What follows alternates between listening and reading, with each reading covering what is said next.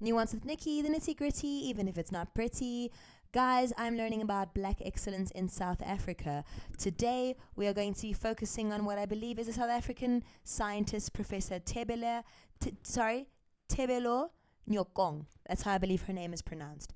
Guys, this is homework that I got from one of my beloved followers. She has given me a whole list of Black excellence to research, and I'm here for it because there has been too much disrespect on the internet lately for our beloved Black South Africans, and I'm not having it.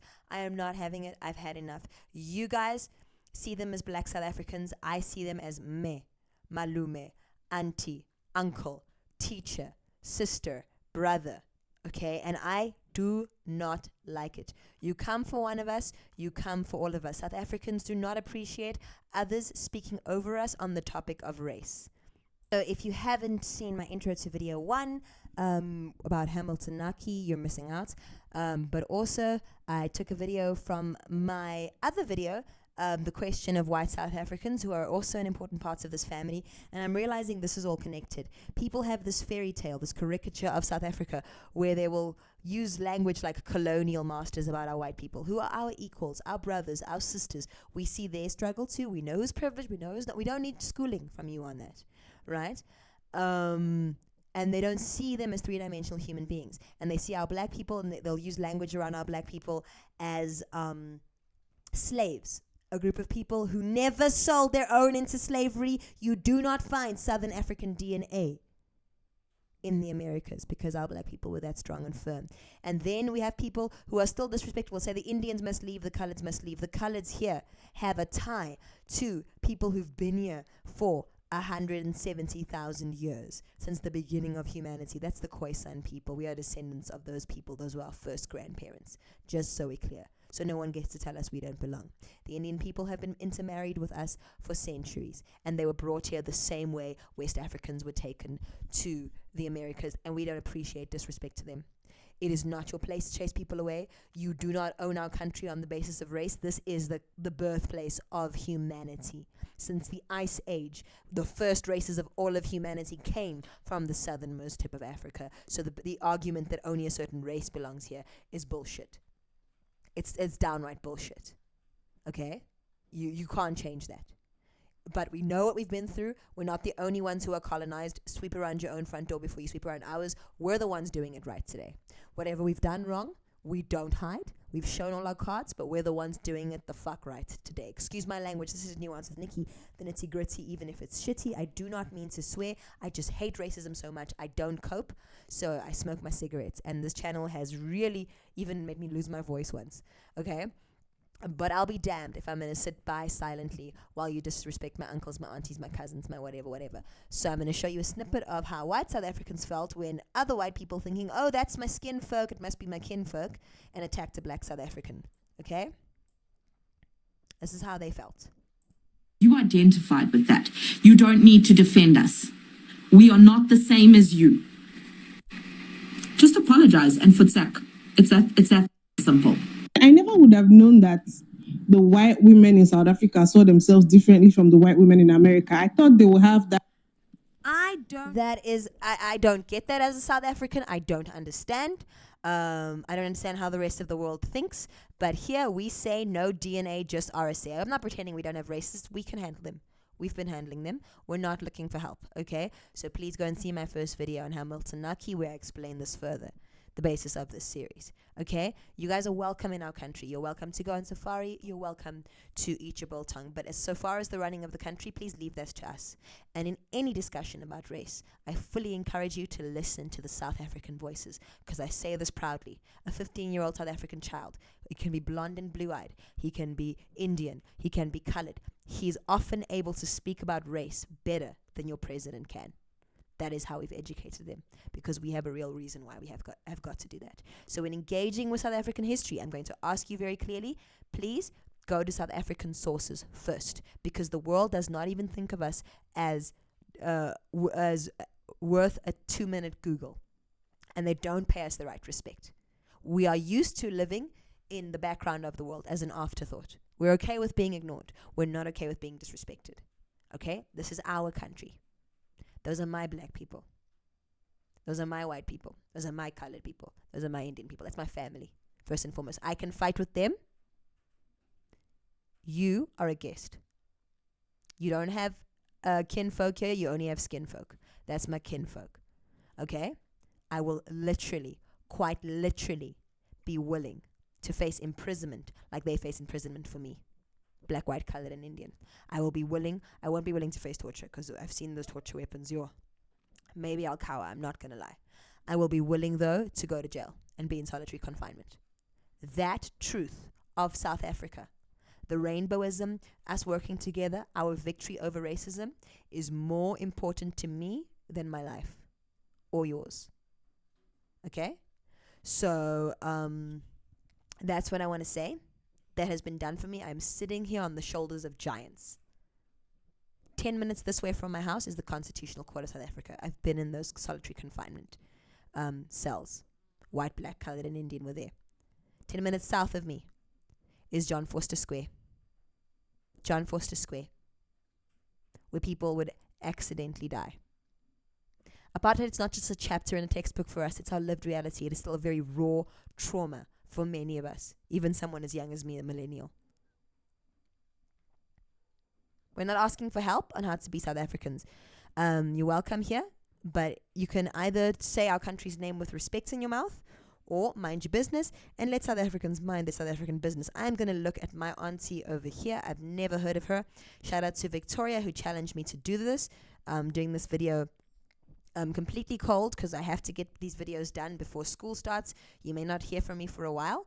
So let me learn about my auntie, Professor Tebello Nyokong. Okay, I need to make the volume lower. The sound on my channel is still quite bad, and I need people to comment and help me and give me tips. I'm not a sound guy. Thank you so much. South Africans love to complain. We see negativity. We don't want to acknowledge that there are some things we are doing right.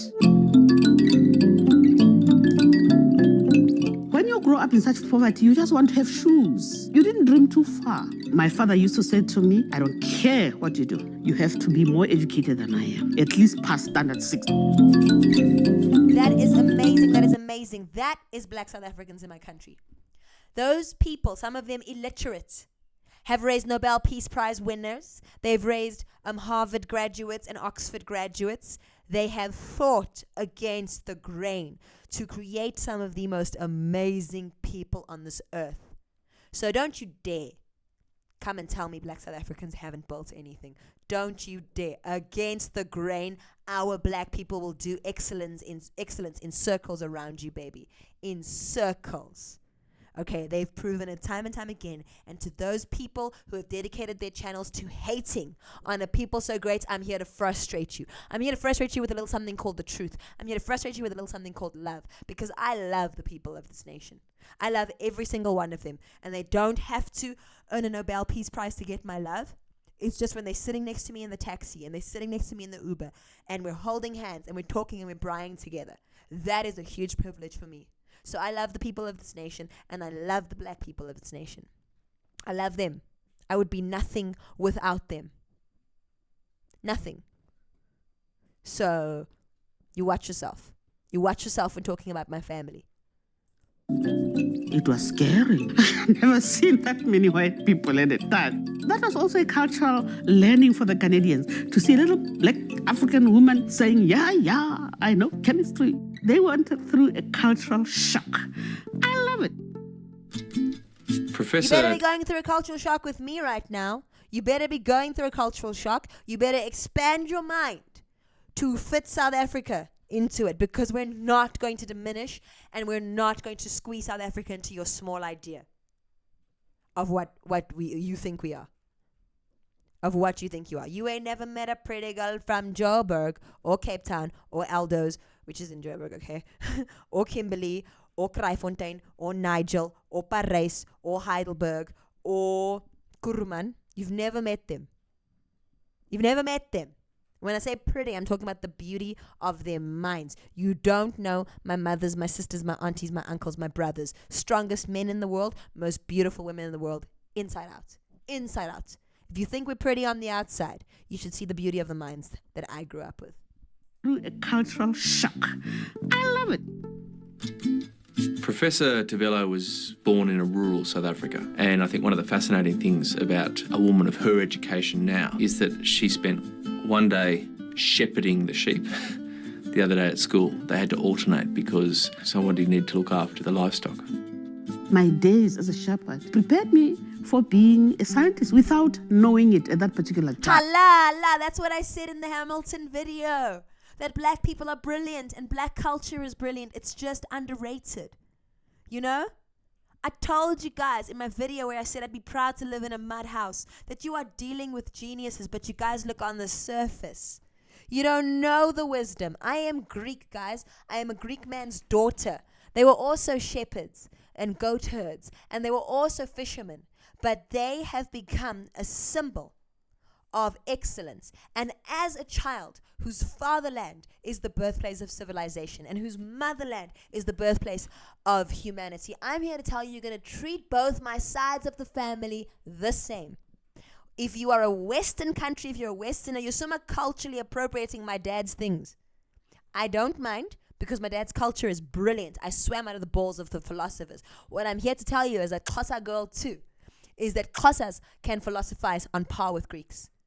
As a daughter of the Tswana people who are in the same group chat as the Sotho people, we're brilliant too. It's a different kind of brilliance, but I wouldn't be who I am. My left hand and my right hand. The genius of colored people who can find a way. You know, colored people are so good. You close the door to us, we'll find a window. You don't know Cheslin Colby and how he found a way. You can change the rules of the game. You can play psychological games with South Africans. We say a boer maak 'n plan. That means in Afrikaans, white farmer makes a plan. And when we say a kleerling is die plan. Okay? But when we say a boer maak 'n plan, you don't have to be a boer to be that. You guys don't understand how resilient, how excellent, how brilliant our people are. We are not just the caricatures you heard about in a documentary. There are some wonderful people in this country. You guys have probably never heard the saying Afrikaners is plesierig, which is Afrikaners are pleasant. We know many pleasant Afrikaners. You only know the racist ones. And the reason you know them is because our country has exposed them. And then you regurgitate our homework to us. What are you guys doing about that racist pig farmer? Guys, it was black South African police who arrested him. It was a black person trying him. And there were white people and colored people on the thing too. We're not a chapter in textbook. We're people. People! We're a respectful people. We're a kind people. We're a strong people. We're not a stereotype. Tell me, Mama, what did you do? As a shepherd, prepared me for being a scientist without knowing it at that particular time. Do you think they give you food when you go to the farm? No, they feed you in the morning. You come back in the evening to eat. You have to figure out what is edible and what is not edible in the field. You have to learn the birds. You have to learn the sounds. That is science, you know. It says, Nyokong is currently engaged in groundbreaking cancer diagnosis and treatment methodology intended as an alternative to chemotherapy. Guys, you guys don't even appreciate South African scientists. Let me tell you something. A pair of South African scientists have invented a thing where you can do a pap smear at home yourself with a tampon. I don't know if they've got the thing yet, the patent. But they did that. 2 South African scientists. They did that. A South African brought you PayPal, buddy. I know that's not science. I just wanted to throw that out there. A South African woman invented an anti-rape condom. They didn't allow it because they said the anti-rape condom is inhumane. You know what else is inhumane? Rape! You don't have to worry about the anti-rape condom if you don't rape anyone. So I'm personally for it. Personally. I wish I could just wave my magic wand. But the point is, you guys don't know the brilliance of South African scientists. It was in this country where nursing was first registered. It is this country that gave you your heart back through heart surgery. You guys don't know the geniuses in my country. It was this country that exposed during COVID the Omicron variant and the Omicron and Delta variant. And because an entire world couldn't fit into their minds the idea that an African could be excellent, the whole world, all of you went and made videos and shared videos about how we created the virus we were protecting you from. That is racism, guys. That is Afrophobia. And you guys have shown that to white South Africans too, to black South Africans, to colored South Africans, because you don't see us as human. You don't create a category in your mind for our excellence. You're used to being protagonists, some of your countries. I can hear the Global South going, yeah, we know what that feels like. We've also got geniuses. The Global South knows what I'm talking about. The Global South knows. I can feel someone in Nicaragua is like, and I want to tell her about this story. I can feel someone there in South America talking about, yes, girl, I'm feeling you. They know. The Global South knows. New Zealand knows. Australia knows to an extent as well. Okay? Don't be heading on the South. Don't be heading on the South. We're not your whipping boy.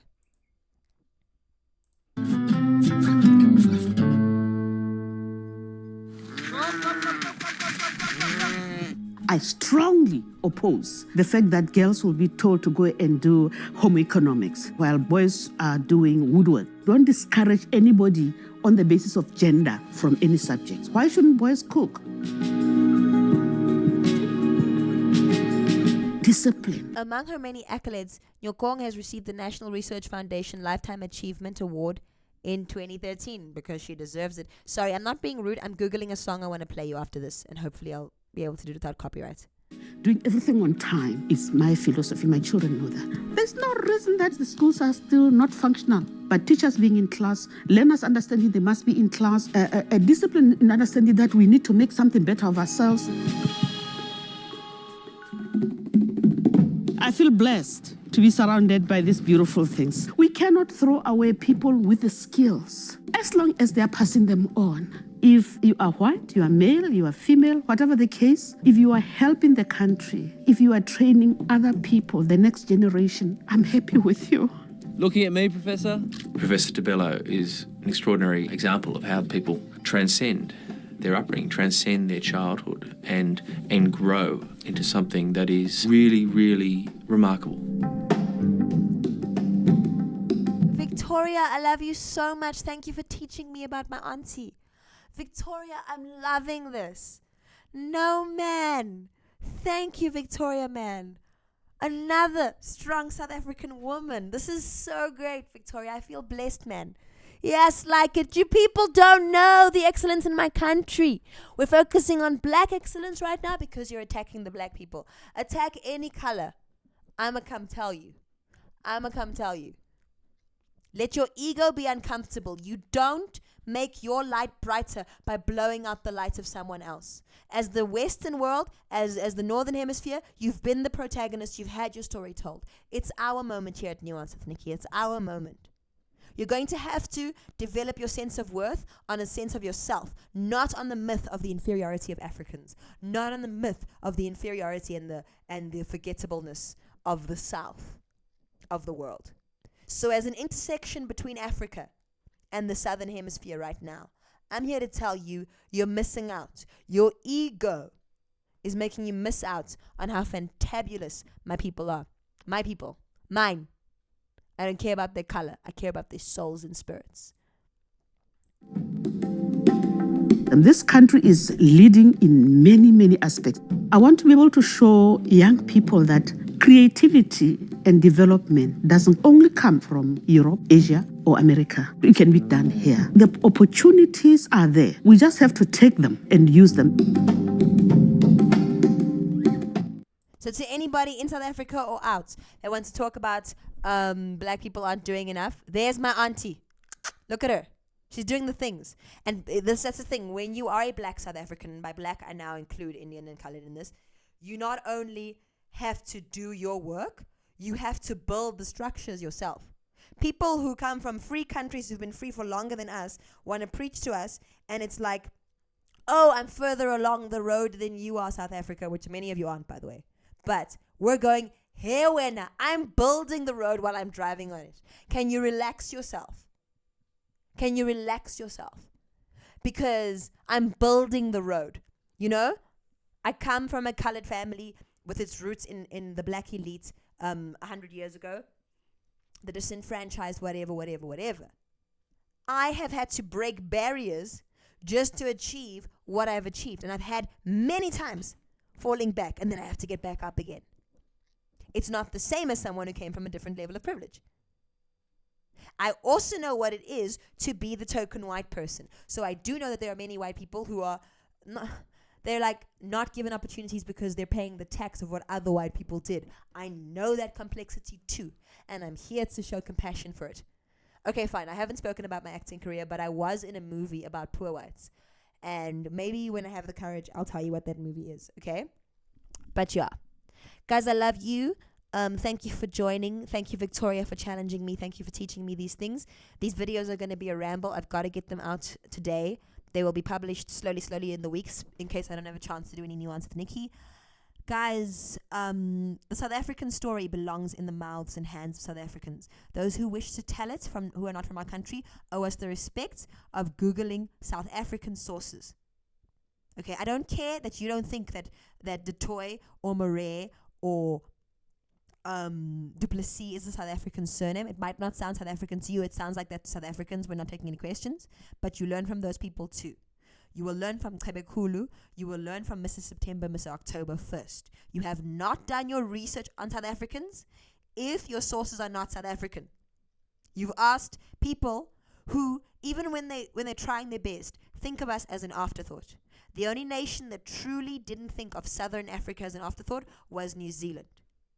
And I'm going to make a video about our boyfriends, the national boyfriend of South Africa, New Zealand. We might tease them. We tease them in every one of our rugby songs because they are our beloved rivals. And I'm going to show you the history. But anyway, I'm rambling. Black South Africans are wonderful. Leave my black people alone. Mind your business. Let South Africans mind their South African business. Go on safari, eat your biltong, drink your rooibos, and leave the running of the country to us. This has been Nuance with Nikki, the nitty gritty even of chitty. I don't mean to be rude. I'm just feeling defensive, okay? Don't hurt me. Don't hurt my people. And we'll be cool. Ciao.